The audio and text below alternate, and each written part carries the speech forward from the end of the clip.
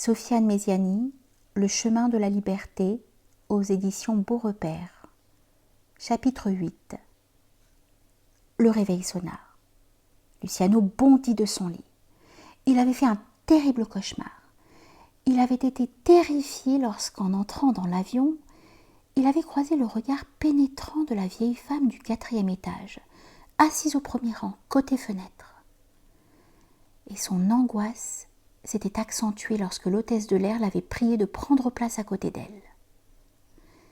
C'est son téléphone portable qui le sauva.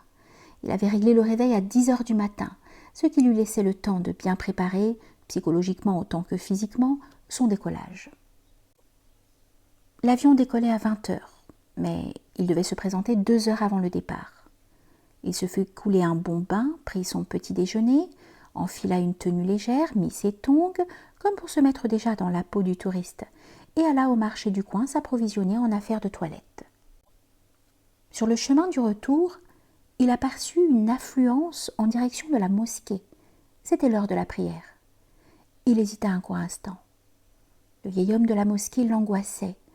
Il ne voulait pas le croiser, encore moins lui adresser la parole. Mais une soudaine force le surprit.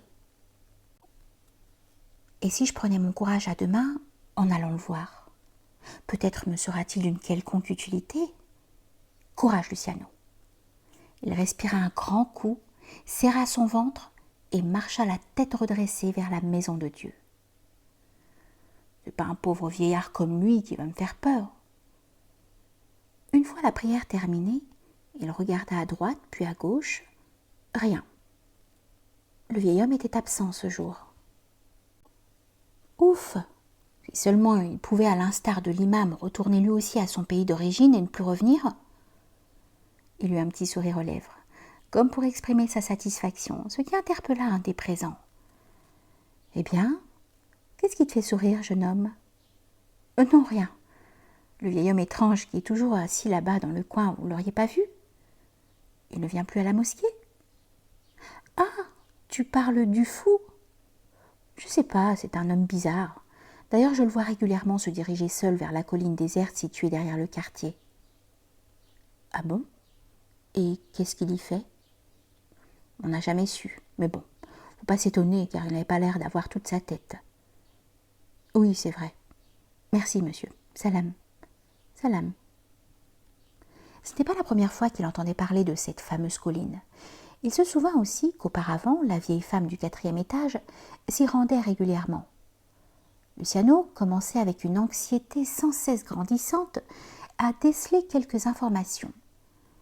Ils avaient tous deux points en commun, le regard et la colline. Une idée lui traversa aussitôt l'esprit. Et si j'allais voir ce que recèle cette étrange colline? Peut-être y découvrirais-je la source de leur sortilège. Mais le temps pressait. Il avait un avion à prendre. Seulement, il devait au préalable rencontrer l'ami de son père.